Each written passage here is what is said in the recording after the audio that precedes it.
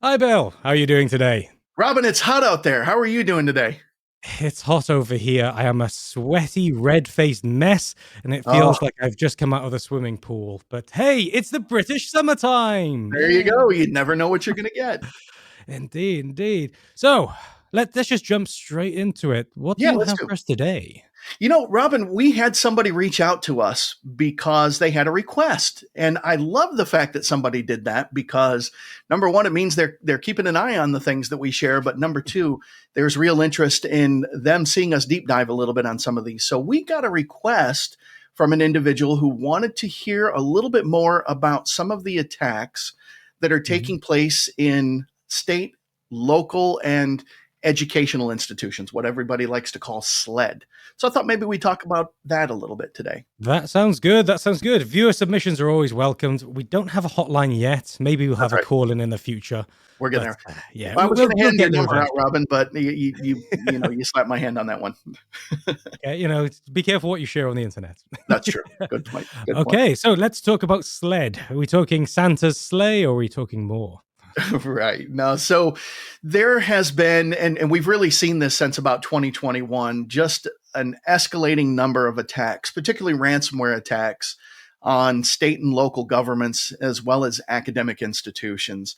So much so that certainly a lot of mutual studies have been done, particularly between the United States and the United Kingdom. And not too terribly long ago, the Federal Bureau of Investigation here in the United States released two Mhm. documents that I wanted to bring to everybody's attention because they talk a little bit about the scale of the problem, but more importantly, they talk about ways to mitigate that. So, the reports I'm talking about, Robin, are referred to as PINs, FBI PINs. They're private industry notifications. You can Mhm. find these freely available on the web. The two documents that I'm going to be sort of working from today are document 2022-0330. So that's the date it was released, March 30 of 2022, as well as 2022-0526. So the May Mhm. 26th. The one from March had to do with government facilities sector, or GFS as they refer to it. And the one from May refers to academia. So what Mhm. do they say? What they indicate was that in seeing the rising number of attacks, this is really representing a substantial number of attacks literally within the whole framework of where we see threat actors acting. In fact, they said that academia was, at the time that they did the reports, close to number one, if not number one, for being attacked, and that the Mhm. GFS sector was number two. So these are Mhm. two very high profile targets for threat actors. So when So you say sorry, but when you say attacked, do you mean attacked from the outside in or the inside out? Because I know a lot of students and academics are crazy curious. yeah, isn't that funny? So it comes down to the definition of insider threat, Robin, because we know that insider threats can be both malicious or they can be accidental. They can be unknowing. Now, Mhm. I think the gist of the reports was looking at it from the outside in point of view. But what you'll see as we discuss a little bit further is a lot of these attacks are essentially executed from the inside out, just Mhm. inadvertently. So, we make jokes every so often about what's a good guy, what's a bad guy from time to time.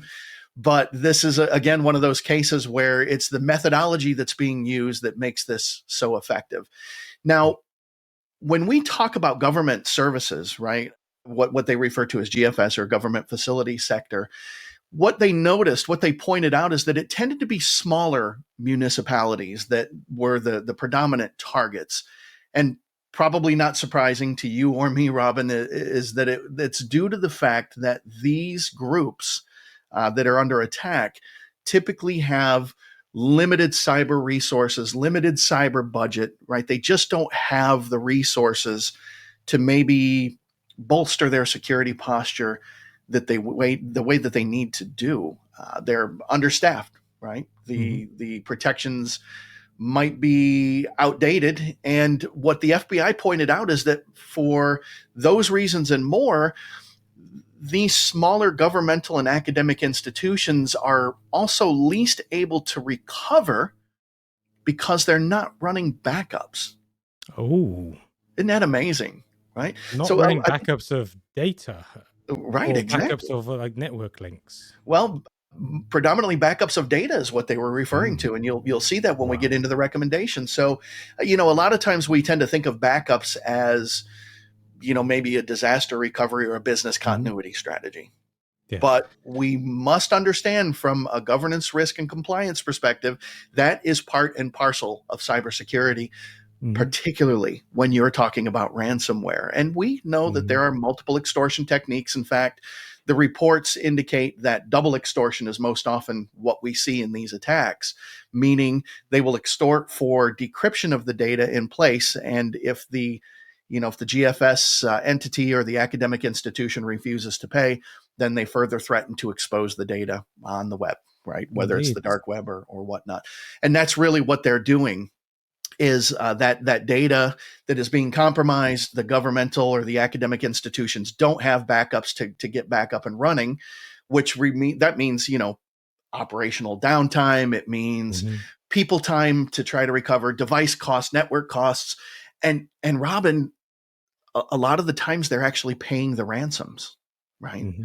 They feel that they have no choice, and well, we just talked about this on a recent episode. So uh, that those are some of the immediate impacts, and because they aren't able to recover, they're likely to either pay the ransom or the data just gets exposed in double extortion. And that data is typically PII data, right? It's Hmm. data on, maybe people who reside in the municipality or, details on court cases or whatnot. There is that aspect of compromise, but some of these are literally also resulting in the loss of, for example, camera data or the ability to operate cameras in Hmm. in in well, let's just call them jails, right? Or Yeah. doors even being unlocked, things ceasing to work because the data is encrypted. I mean, Robin, it just goes on and on. And when we look specific to academia, it's exposing credentials of students. Why do you think they're exposing credentials of students, Robin? Well, if you catch them young, you can manipulate them to do whatever you want. You Take can, the modern human traffic slave trade approach of many. right? See, unfortunately, the SLED verticals, especially academia, is criminally underfunded. It There you go. massively is. That's right. So the teachers aren't paid enough whatsoever. The environment, they're being told to do a lot with little. And a lot of the time, people are stressed out because dealing with students is a very, very trying and testing experience. Sure, you might be stressed out working in a corporate environment, but at least everybody there should know how to act like people. Right. Academia, people are learning to be people whilst going through other stresses. I love that. So this is where you start to see the drop in budgets for backups. You're Because a right. backup redundancy, you're effectively taking half your operational budget and not getting a functional output. Certainly It's not. sat there and you're thinking, do I ever need it? So it's very easy for somebody in a underpaid, underfunded position to think, no, I won't spend half of my budget on some servers and some quantum tape sat in the corner. I'll spend it on advancing and delivering what's needed. Well, right. And there's this thought process further that says that if it's in the cloud, I don't need to back it up. Uh, and so that error in logic means that if I can compromise that cloud, then obviously I have it. But interestingly, and I really want to drill in on what you said concerning people learning to be people, right? In Mhm, academia, usually those students may not have had the opportunity to be exposed to cyber good hygiene, right? yeah. And so what the FBI indicates is that the one of the top uses when those academic credentials are stolen is credential stuffing. So Mhm, they'll take that information knowing that students probably aren't aware, and they will begin credential stuffing across multiple sites, banks, whatever the case may be. And now they're able to drain the bank account. So it really mhm, is pretty significant what they can do with this compromised PII information, right? I mean, you're not only able to impersonate, but you can utilize the fact that maybe these individuals aren't as savvy. They're mhm, students, they're learning, and begin to do credential stuffing and steal from that. And the top three vectors, Robin, that they get in: phishing, mhm. remote desktop, and software vulnerabilities in that order. Mhm. So we're getting in just the good old fashioned way, compromising the human being. So, of course, the Mhm. FBI goes on to talk about all these things and then does make their recommendations on how to Mm. mitigate. So before we dive forward, since we're all students and learning, what Yes, is credential stuffing?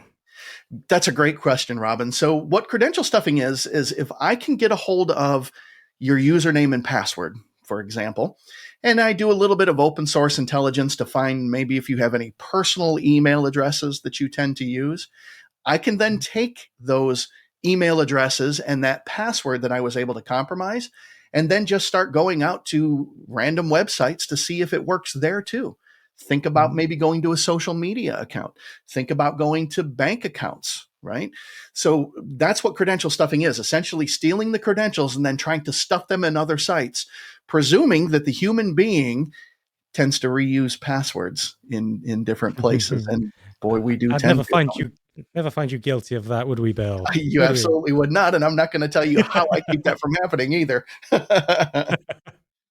No, Yeah, that's a great question. it's human nature. People have a comfortable password. They will reuse that password multiple places. It's a reality of technology.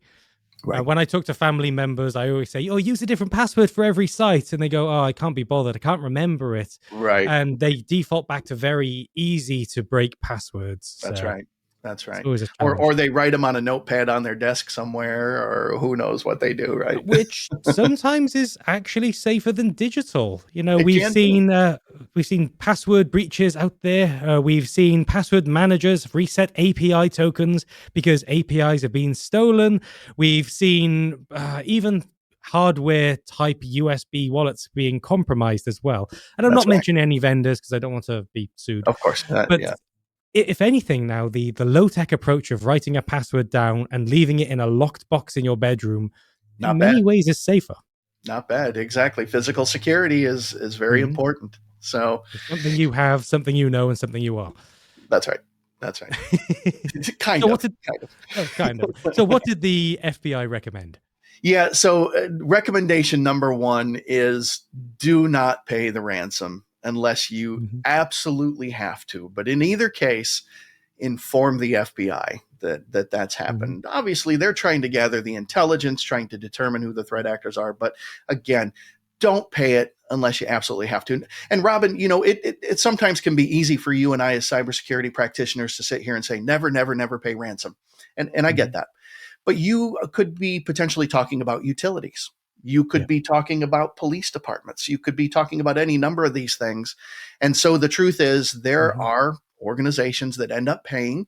In fact, when the request came into us, Robin, to talk about this a little bit, the individual brought up another OEM vendor of cybersecurity solutions and said, "Is it true that they actually help facilitate ransomware payments?" Now, listen, I don't know if that's the case. mhm, Uh, Certainly, I can conceive of something like that happening. But mhm, the FBI really tries to make the point, look, really don't do it unless you absolutely have to. But even if you end up having to, there are some things that you need to certainly at least consider.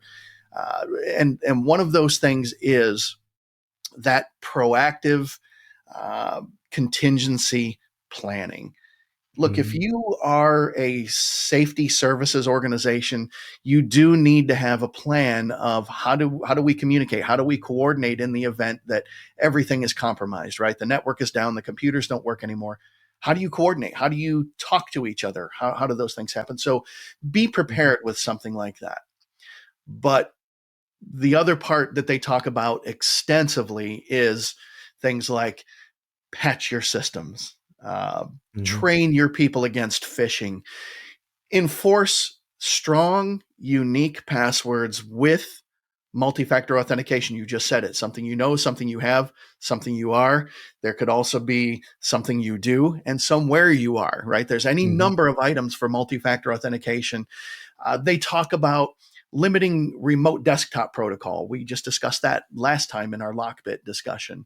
mhm, Restricting SMB, right? Server message block. Restrict that. Don't leave that wide open. Secure your third party interconnects. Again, we've already talked about that. Segment your networks, have authentication policies, time-based privilege accounts, mutual TLS, on and on and on. All things that sound very complicated unless you have the opportunity to look at a SASE solution that Mhm. can be provided and really involves a minimal of capital acquisition and a minimum of the number of full-time employees that you need to implement that Yeah. policy. So it sounds like a lot. It sounds dreadfully complicated, let alone the recommendation of encrypted backups, which is very important. But it sounds very complicated until you realize there is an answer that's available out there. It is an answer that doesn't require a massive capital outlay. And it's an answer that simplifies this complex management of security profile and really makes it very easy for a small, limited staff to implement that policy. So that's Indeed, essentially where they indeed. went. That is the direction that everybody should head. I Whether or would not the agree. FBI recommends it or not, life Absolutely. gets absolutely chaotic in the best of the time. And everybody you see has a life as complex as yours, and they're going through so many other things. So when you have to bring up the complexity of technology on top of the complexity of life and have to worry about every single aspect, that's Right. fine if you're overfunded and you have a fully stocked department and you can work 10 Sure. a.m. to 3 p.m. every day and take Fridays off because you know everything's being done. Right. But the reality in, well, academia, for one, is that that's not the case. It might be one or two people running the entire network and security operations, You plus bet. providing help desk support and being janitors and helping move things like porters, because you just have to do as much as you can. That's right. So the simplicity of a single vendor SASE would just free them up for as much time as possible. That's Instead right. of something being a 6 to 8 week implementation project, then you have another 3 months of fine tuning before you can have something like, I don't know, a data loss policy or a DLP up and running. With a single vendor SASE, this could be done in a matter of hours. That's So, right. That's right. so the FBI needs SASE. Did the FBI use SASE? Well, that's a good question. We could Ah. probably tell you, but you know what would happen. Oh, well, I guess there'll be no episode again next week in that case. There you go. That's right. In that case. Right. In that case, Bill, thank you for your time today. I've really appreciated it. And thank you, viewer, suggesting that they want to know more about the realms and wonders of the FBI. Just to reiterate, folks, try not to pay that ransom. Once you pay that ransom once, they're going to come knocking again. It's just like a bully trying to steal your lunch money. Just because you give them the cash on Monday doesn't mean that's done for the week. They know you're going to be a cash cow. So, That's right, Robin. all That's good. right. Until next time, Bill, you stay safe out there. Take care, Robin.